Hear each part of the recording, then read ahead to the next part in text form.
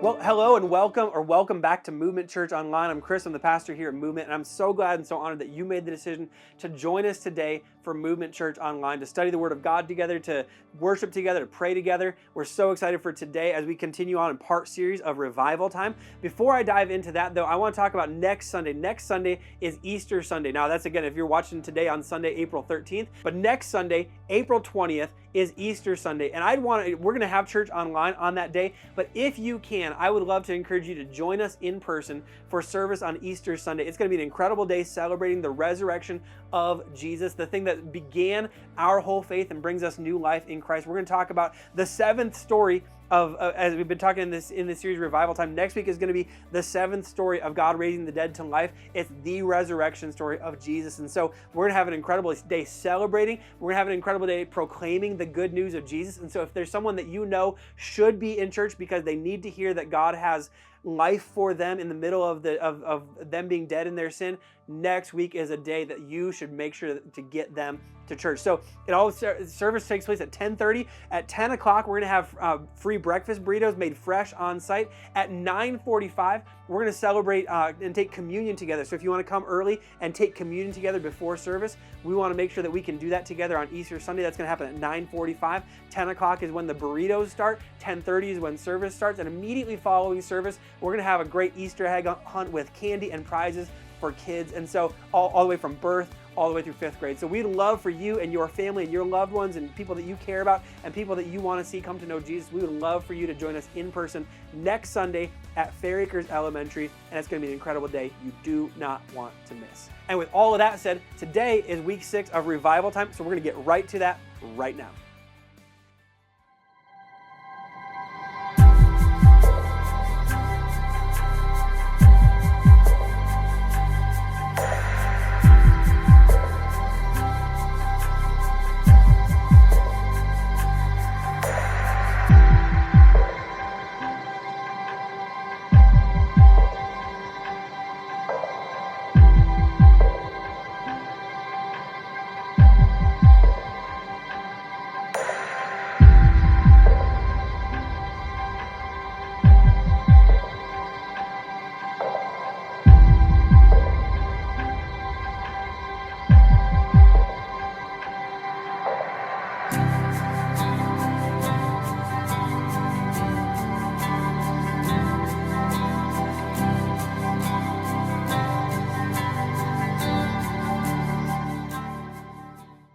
All right, we are here in week 6 of Revival Time, and here's what we're talking about. Revival is not an event. Revival is a person. Revival isn't something we go to. Revival is something that we experience as we meet and we encounter Jesus. That revival happens when we meet Jesus and allow Him to bring to life what's dead in us through the power of Christ. So we have been looking at the story of Jesus physically raising the dead in the Gospels as we looked at the Old Testament stories of God raising the dead to life, that God is the only one who can raise the dead to life. Jesus is the only one who can raise the dead to life. To learn some incredible truths about how we experience revival, how we can partner with God to allow Him to bring what's dead in us back to life through the power of Christ. And today is the final story of Jesus raising someone else from death to life. And next week, as we celebrate Easter Sunday, we will look at the resurrection of Jesus Himself. And now, today as we talk, there is one word that should resound through this whole story, and it's a word that unfortunately many of us, we are far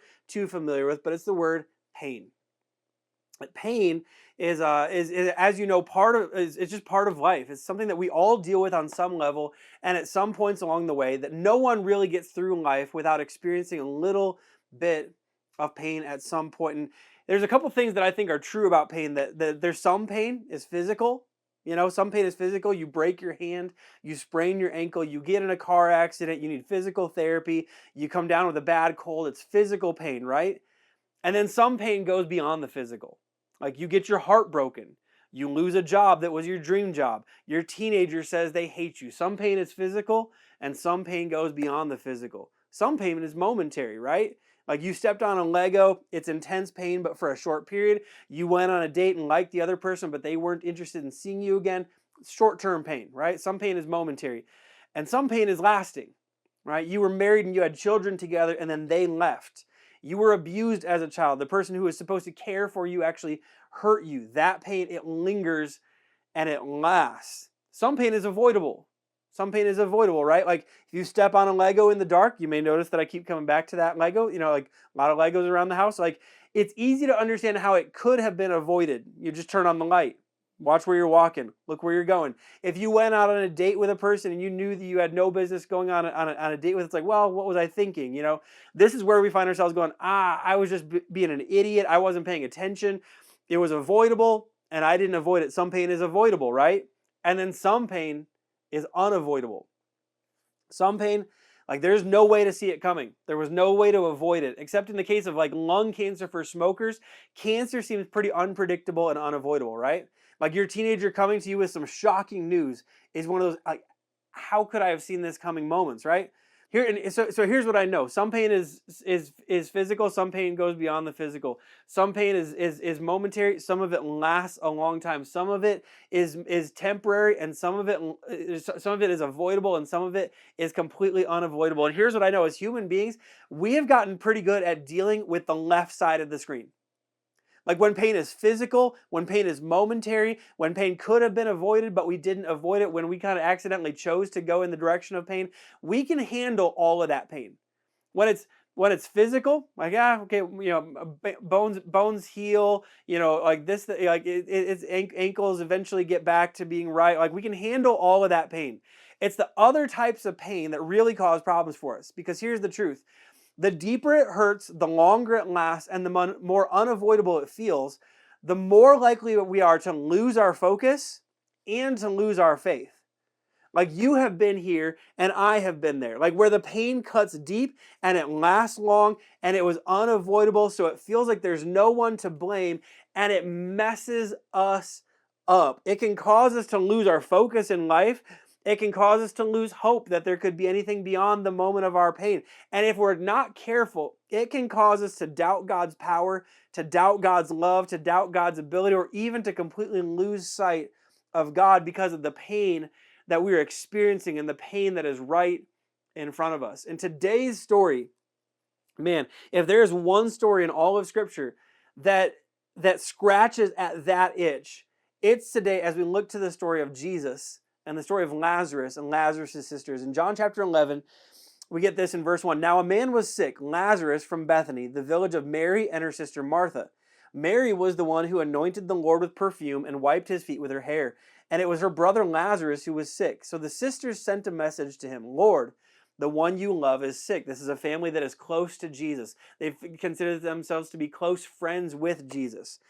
When Jesus heard it, he said, this sickness will not end in death, but it is for the glory of God, so that the Son of God may be glorified through it. And if anyone who is in the room who heard him say that, like who has seen Jesus heal the sick, who has seen Jesus raise dead people to life, who has seen Jesus, bring sight to the blind, who's seen Jesus heal lepers, they're like, this is all going to work out okay. He's going to go heal Lazarus. So verse 5, it says, now Jesus loved Martha, her sister, and Lazarus. Again, more motivation. He loves these people. These are people close to him. These aren't strangers. This isn't a stranger begging for a miracle. This is close friend asking for something that Jesus is totally capable of. Just come stop the fever, man. So, Jesus loved Martha, loved her sister, and loved Lazarus. Verse 6. So, when he heard that he was sick, he stayed 2 more days in the place where he was. And so here's the headline. Jesus loved, so Jesus stayed. Like, look, I'm a pastor, and I know the end of this story, and I know what happens as the story unfolds. Spoiler alert, Lazarus is going to raise from the dead. And I know there's a purpose behind Jesus' decision. Like, he lets the conditions worsen so that his full power can be displayed. Like, I understand all of that, and this decision still frustrates me to no end. Because to me and to most of you, if Jesus loves and Jesus knows, then Jesus should go. Jesus should not stay. This bothers me, and I hope this bothers you. This is people experience pain while Jesus knew about it, while Jesus loved these, like people, like it bothers me. But I think this is also the reality of our life, that God knows what we're going through, and we still go through it. God knows what we're going through. And there are times in life we still go through, we still experience the pain. So in verse 7, it says this, then after that, he said to the disciples, let's go to Judea again. Rabbi, the disciples told him, just now the Jews tried to stone you and you're going there again? So 2 days go by and now he says, hey, let's go to that place again. The disciples are worried about Jesus heading back to this area because last time he was there, things did not go so well. In fact, things went so poorly that people threw rocks at Jesus in an attempt to kill him. Now, let me ask you this in this moment. Are the disciples really concerned about Jesus at this point? Not, maybe not so. I mean, they're worried about Jesus, but they're also worried about them because who are the disciples concerned about? They're concerned about themselves because Jesus didn't say, I am going to Judea again. Jesus said, we should go to Judea again. And every time people got upset with Jesus and threw rocks at Jesus, the disciples were standing next to Jesus and crowds weren't always accurate in their rock throwing. So the disciples are like, hey, Jesus, every time people throw stones at you, they hit us. We don't want to go. And so in verse 9, he said this, and then he told them, our friend Lazarus has fallen asleep, but I'm on my way to wake him up. Then the disciples said, Lord, if he's fallen asleep, he will get well. Jesus, however, was speaking about his death, but they thought he was speaking about natural sleep. So Jesus then told them plainly, Lazarus has died. I'm glad for you. Yeah, that sounds a little insensitive. I'm glad for you that I wasn't there so that you may believe. But let's go to him. And then Thomas, called the twin, said to his fellow disciples, let's go too, so we may die with him. Right? Like, you have to love that Thomas gets like 2 mentions in the whole gospel. One is for not believing that Jesus rose from the dead. The other is for sarcastically agreeing to go along with Jesus into this dangerous situation. If he's going to die, might as well go die with him, right? So here's a truth, and I want to acknowledge here after this first section. Trusting and following Jesus might cause you some pain. Might cause you some pain. Like, I would love it if, as a pastor, I could actually stand up and say to people, hey, if you follow Jesus, he'll take care of all your problems and you'll never face any problems and life will just be sweet, sweet, sweet. Like, I would love to say that. That would actually be a much easier message to preach. But you and I know that that is not life's reality. Following Jesus, it doesn't guarantee that life gets any easier. In fact, when you look at this story, for everyone involved, following Jesus actually leads to some pain. There are problems that exist because they follow Jesus, because they trust Jesus. For the disciples, they get rocks thrown at them because they follow Jesus. For Lazarus, he dies as a sort of prop to show Jesus' power. For the sisters who sent word, they see their brother die because they placed all their hope in Jesus. Following Jesus, it might cause you some pain. These disciples, they had not only had rocks thrown at them, they had also walked into a storm. Like Jesus said, go out on the sea. Jesus said that knowing that there was going to be a storm. Following Jesus might cause you some pain. And this is not to say that following Jesus isn't worth it, but it is a good reminder for all of us that if we're truly following Jesus, eventually following Jesus will cost you something. Eventually following Jesus will cost you something. It might be a relationship. It might be momentary comfort. It might be a financial cost. It might be a job for a company that you wake up one day and realize you can no longer work there with a clear conscience. It might be a lot of different things, but every time there's a cost, there is pain. Following Jesus will eventually cost you something if you're doing it right. If you're following closely, you should know that ahead of time. You should also know that Jesus is still worth following even when there's a cost, because the cost is never the end of the story. Because it's true that following Jesus will cost you something, but I also want to make sure that you know this. It's also true that not following Jesus will cost you everything. Not following Jesus will cost you everything that matters. The cost, the pain, it is not the end of the story. And if you give up because of the cost of the pain, you will miss out on the rest of the story. You will miss out on what God has on the other side of the pain. You will miss what God has on the other side of the frustration, what God has on the other side of the disappointment, what God has on the other side of the relationship that you shouldn't have been in the first place. You can give up and the cost of the relationship you shouldn't have been in, the cost of feeling lonely for a moment. You never know what God might do on the other side of it. But if you turn your back on Jesus because of the costs, you miss out on everything God has for you on the other side of it. Eventually, it would cost you everything that matters. So, story goes on. Verse 17, when Jesus arrived, he found that Lazarus had already been in the tomb 4 days. 4 days. Bethany was near Jerusalem, less than 2 miles away. And many of the Jews had come to Martha and Mary to comfort them about their brother. As soon as Martha heard that Jesus was coming, she went to meet him, but Mary remained seated in the house. Then Martha said to Jesus, Lord, if you had been here, my brother wouldn't have died. There's absolute confidence in Jesus' ability. But Jesus didn't show up. And so there's this sadness. There's this, why didn't you come? Why weren't you here? Why didn't you show up? And yet she says this, yet even now I know that whatever you ask from God, God will give you. I was there that day when you raised that widow's son. I was there that day. I've heard the stories of that day where you just said the word from miles away and a servant received health. I know the stories. I know the stories how you raised Jairus' daughter to life. I'm aware of all the stories. I know your power. And so I know that even now I know whatever you ask from God, God will give it to you. I mean, this is serious faith. This is faith that means business. This is faith that has been disappointed yet still believes in Jesus' ability. There are no good emotions toward Jesus right now because Jesus could have and he should have. And if he would have gotten off his butt and gotten here in time, we wouldn't have to experience all this. We would not have had to bury our brother. There are no feelings, but there is still faith.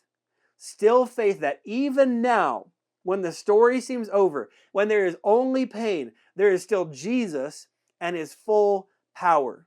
This is what I call even now faith. And even now faith is faith that looks like this. It's faith that exists for the moments that feelings don't. Even now faith is faith that exists for the moments that feelings do not. There are moments of life where faith is extremely easy because there's also lots of feelings. All your prayers have been answered. Everything's coming up roses. All your relationships are clinging. All feelings toward God are good and grateful because God has obviously been working and I'm riding the emotional roller coaster and it's yay God and grateful to God and gratitude to God for everything that he has done. My feelings lead me toward faith. But there will also be moments where there are no feelings to accompany you towards faith or to lead you towards faith. That there is still the choice to believe. And in those moments, faith is the choice that even when God hasn't, it doesn't mean he can't. Faith, even now faith, is the choice that even when God hasn't, it doesn't mean he can't. And I'm just telling you, at some point along the way of your life, you are going to need some even now faith. And anytime in life that you're dealing with the right side of that screen, with the pain that was unavoidable and it was beyond the physical and it lasts a long time, I'm just telling you, you are going to need some even now faith. Despite what I see, despite what I'm feeling, I choose to believe even now. Verse 23, it says this, your brother will rise again, Jesus told her. Martha said to him, I know that he will rise again in the resurrection at the last day. And Jesus said to her, I am the resurrection and the life. The one who believes in me, even if he dies, he will live. Everyone who lives and believes in me will never die. Do you believe this? Yes, Lord, she told him. I believe you are the Messiah. I believe you are the Son of God who comes into the world. Having said this, she went back and called her sister Mary, saying in private, the teacher is here and he's calling for you. As soon as Mary heard this, she got up quickly and went to him. As soon as Mary came to where Jesus was and saw him, she fell at his feet and told him, Lord, if you had been here, my brother wouldn't have died. If you had been here. Mary and Martha, what's amazing about this, they both do something really smart. They go to Jesus with all of their emotions.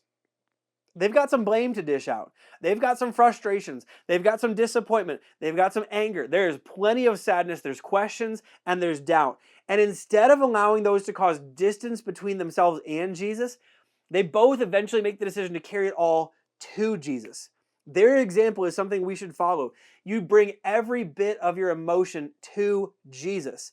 So many of us, we let our emotions cause us to wander and drift away from Jesus. When you wander and you drift away, all you're left with is questions. When you bring your emotions and your doubts and your questions to Jesus, He has the opportunity to have an answer and to be the answer for everything that you've wondered and everything you've asked and everything that you have felt.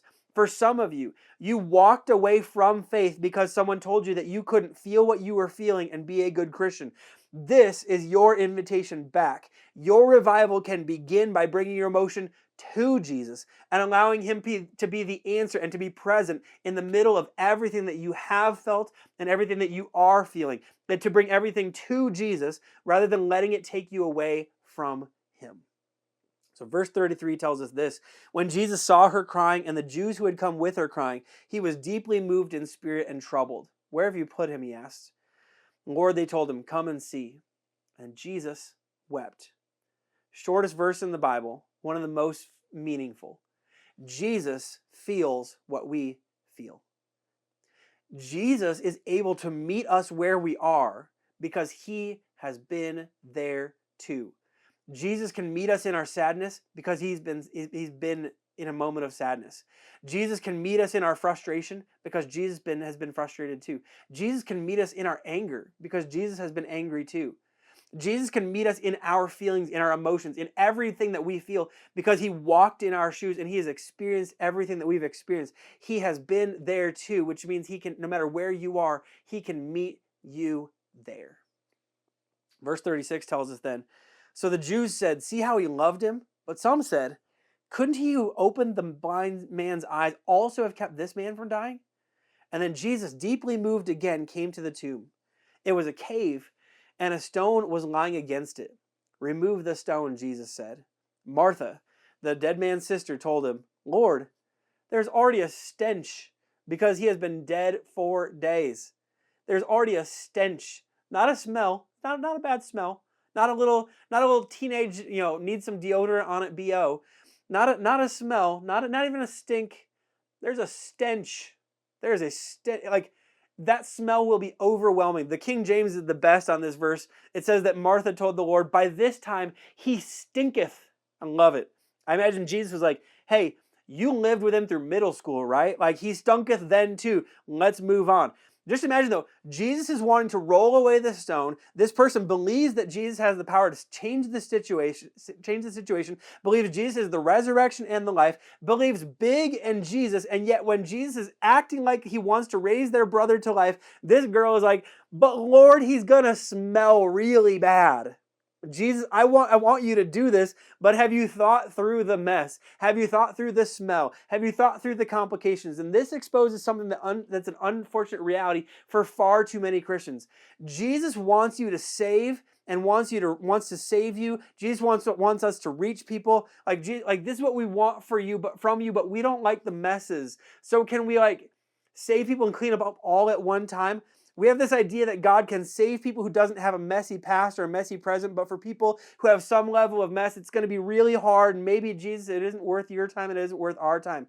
And for those of us who sometimes feel like there's a mess, and Jesus, I'm not sure the mess is worth your time. And that's one thing when we think of someone else as too messy. But let's be honest, for some of you, you have had a too messy moment where you looked too rough, or you talked too rough, or you had been too promiscuous, or you told jokes that made people uncomfortable, or you were too messy to believe that Jesus could do anything for you. And there's some really good news, whether it's someone else that you have put in a category of too messy and they're not worth Jesus' time, or if you feel right now like you are too messy and you're not worth Jesus' time, Jesus moves toward the mess. When it stinketh, Jesus says, roll away the stone. When there is a stench, Jesus says, roll away the stone anyway. Jesus moves towards the mess, which is good news because all of us have some level of mess. No matter how long we've been following Jesus, or no matter how far we are away from Jesus, all of us have some mess, and Jesus moves toward the mess. Jesus won't turn away because of the stink. He won't turn away because of your mess. He won't turn away because of your past. He won't turn away because of the disaster of your present. If you're a mess, Jesus won't turn away from you. In fact, if you're a mess, Jesus will move toward you, never away from you. So in verse 40, Jesus said to her, "Didn't I tell you? Did I stutter? Didn't I tell you that if you believed, you would see the glory of God?" So they removed the stone. Then Jesus raised his eyes and said, "Father, I thank you that you heard me. I know that you always hear me. But because of the crowd standing here, I said this, so they may believe that you sent me." In other words, hey God, hey Dad, let's finally pull off the whole thing. Like, I'm praying out loud so that everyone can hear that I'm talking directly to you, and that the power I'm about to display, it comes from you, not from me. This whole thing, all the trust they placed in me, all the pain they felt, all the cost they've paid, its purpose is finally going to be displayed. After he said this, he shouted with a loud voice, "Lazarus, come out!"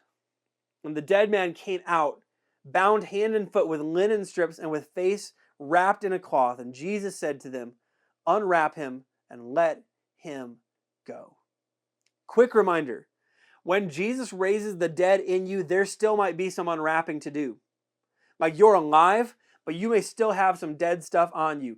Jesus' life is in you, but you can still have some dead stuff on you and around you. And if you don't take care of the dead on you and around you, you can waste the life that Jesus has placed in you. Let Jesus take the stuff off that needs to be unwrapped. Allow Jesus to take off the grave clothes. Allow good, godly people to speak into your life so that the dead that is on you can be removed, so that all that's left is the good that Jesus has for you and the life that Jesus wants for you. So, what does this story show us about pain and about revival? We've been saying this for a few weeks, that only Jesus has the power to raise the dead to life. And here's another aspect of that. Only Jesus has the power to bring purpose out of pain. Only Jesus has the power to bring purpose out of pain. Again, there's pain, and some of it's in this moment, it was caused by Jesus and caused by Jesus' delay. And if everyone had stopped at the pain, they would never have seen the purpose. Only Jesus can bring the dead to life. Only Jesus can bring the dead to life. But in our moments of deepest pain, only Jesus can actually bring purpose from our moments of pain. Whether it's pain that was unavoidable, whether it's pain that's lasted a long time, whether it's pain that went beyond the physical, no matter what the pain may have been, only Jesus, when we turn it over to him and entrust it into his hands and allow him to do what only he can do, it turns out that only he can bring purpose from our pain. And that's going to require a few things from us. Number one is that seeing the purpose, it's going to require patience. Like, we don't know how long Lazarus was sick. We know how long he was dead. Longer than anyone wanted, right? Like, seeing the purpose come out of your pain, it will take longer than you want. And you will be tempted to shortcut the process.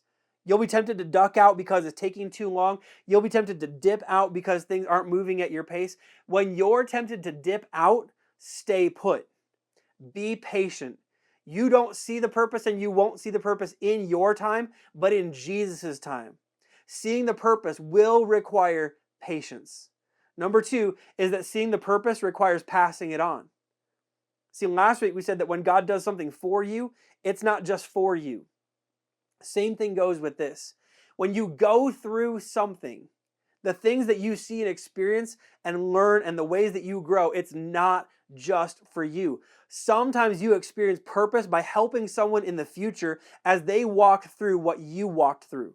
If you experience heartbreak, you are perfectly qualified to help someone know that heartbreak isn't forever. If you've experienced job loss, you are perfectly positioned to help someone who's freaking out about their future when they go through a job loss. If you've gone through a series of chronic pain, unfortunately in our world that's far too common, and you are perfectly qualified to help someone through it because of your experience. If you've gone through a brutal first year of marriage and lived to tell the story, You will be perfectly positioned in the future to help others so that their tough year doesn't have to be their whole story. Seeing the purpose requires passing it on. It requires patience. It requires eventually being willing to pass on what you experienced and the hope that you found in Jesus as he brought purpose to your pain. And number 3 is that seeing the purpose requires bringing your pain to Jesus. Like, that's really the whole thing, right? That if Jesus is the only one who can bring purpose out of our pain, why turn anywhere else? Why turn to anyone else? Why would I turn anywhere else? Why would you turn anywhere else? You bring everything that you're feeling, every bit of pain, every bit of frustration, every bit of disappointment, every bit of doubt, every bit of your anger at God. You bring it all to Jesus because he's the only one who can bring purpose from your pain. Like, again, it seems like we should know this, but so often we turn to other places and to other people looking for them to do what only Jesus can do. So let me just say this to help you out. As much as your aunt loves you, your aunt ain't Jesus. As much as your coworkers mean to you, your coworkers aren't Jesus. As much as your spouse cares for you, your spouse is not Jesus. Only Jesus can bring purpose from our pain. So when you go through pain, if you're going through pain right now, if part of what you're hoping that God would bring back to life is a healing from the pain that you're experiencing right now, you keep bringing it to Jesus, because revival happens as we watch Jesus do what only he can do, and only he can bring purpose from your pain.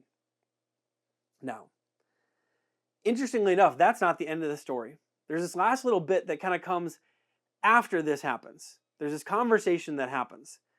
In verse 45 of chapter 11, it tells us this: Therefore, many of the Jews who had come to visit Mary and had seen what Jesus did believed in him. But some of them went to the Pharisees and told them what Jesus had done. Then the chief priests and Pharisees called a meeting of the Sanhedrin. "What are we accomplishing?" they asked. "Here is this man performing many signs. If we let him go on like this, everyone will believe in him." And in this moment, in the verses that follow, they make the decision to officially plot to kill Jesus. But I think this is so fascinating. Here's this man performing many signs. If we let him go on like this, everyone will believe in him. In other words, how many people is this man going to raise to life? I mean, he raised Jairus' daughter. Jairus was a synagogue leader, and now Jairus believes in Jesus because he raised his daughter to life. And there was that widow's son that he brought back to life. And there was the woman who had been bleeding for 12 years, and he essentially restored her to life. And there was the centurion servant, a foreigner, and he brought him to life. How many people is this man going to raise to life? And I think if Jesus had been sitting there in the middle of that conversation, if they had directed that question, "Jesus, how many people are you going to raise to life? If this is 3 people you've raised to life, how many more, Jesus, are you going to raise to life?" All of them. And that is where we're going to pick up next week as we celebrate what Jesus did and what God did for us on Easter Sunday. I hope you'll tune in. I hope you'll join us in person as we celebrate that God, through Jesus, wants to raise the dead to life. Would you let me pray for you? Heavenly Father, thank you so much for who you are. Thank you for your love. Thank you for your grace. Thank you for your mercy. Thank you that in our pain, you are still the God of purpose. You are the God who brings purpose out of our pain. And so, God, today, I thank you that that's who you are. I thank you that that's what you want to do. God, I thank you that Jesus' full power was on display. And we know it came from you because he told us it did. I thank you that even in the moment where there was some pain caused by following Jesus, you brought purpose because you're the only one who can. And so, God, today I pray for all of us who are going through some pain, going through a difficult moment, going through a difficult season, going through a hopeless situation where it just seems like there is nothing good that can come from this. And God, I simply pray that, first of all, we would have the wisdom to continue to trust you, to bring all our pain, to bring all our emotion, to bring all our feelings, to bring all our frustration, all our disappointment, all our anger, to bring all of it to you, to keep bringing it to you instead of letting it turn us away from you. God, I pray that we'd come to you with patience. I pray that we'd come to you with persistence. I pray we'd be willing to pass on our experience so that we can see you bring purpose out of it. And God, I pray that more than anything, we would just continue to come to Jesus because he's the only one who can bring purpose from our pain. And so God, in this moment, thank you that you are the God who brings purpose out of pain. Help us to continually make the decision that we don't want to waste our pain. We don't want to see a single moment of our pain wasted. So we're going to continue to bring it to you because you're the only one who can bring purpose from it. And God, thank you that you are the God who raises the dead to life. You're the God who brings purpose from our pain, and you're the only one who can. So help us to continually look to you. Help us to continually trust in you. And God, as we do that, would you bring to life what is dead in us? Would you help us experience the revival that you have for us as we see you bring purpose from our pain and life from hopeless situations. We love you, God. We pray this all in Jesus' name. Amen.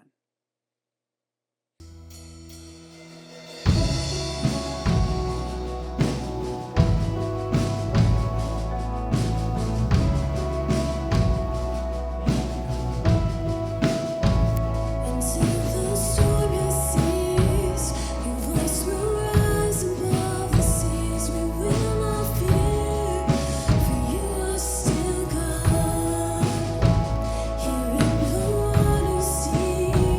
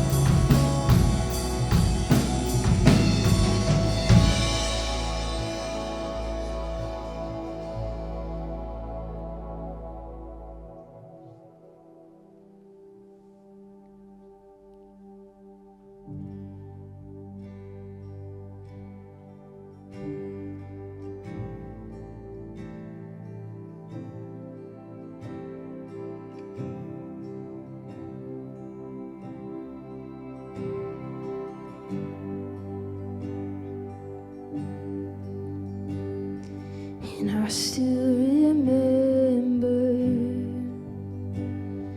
the first touch from heaven. It changed me forever. One prayer was enough. With fear and with trembling, through tears and repenting, I'll never forget it, the mercy of God. Oh, I won't take it for granted, no, I just can't understand it, but I'm still undone by the mercy of God. Oh, the more it's pulling me closer, the more I just can't get over it. I'm still undone by the mercy of God. You love through conviction, revealing what's hidden through thoughts and decisions that I cover up.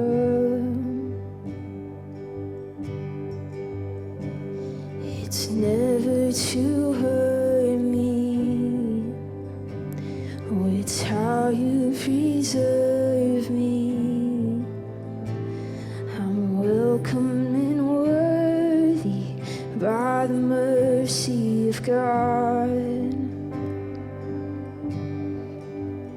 Oh, and I won't take it for granted, no, I just can't understand it, but I'm still undone by the mercy of God. Oh, the more it's pulling me closer, the more I just can't get over it. I'm still undone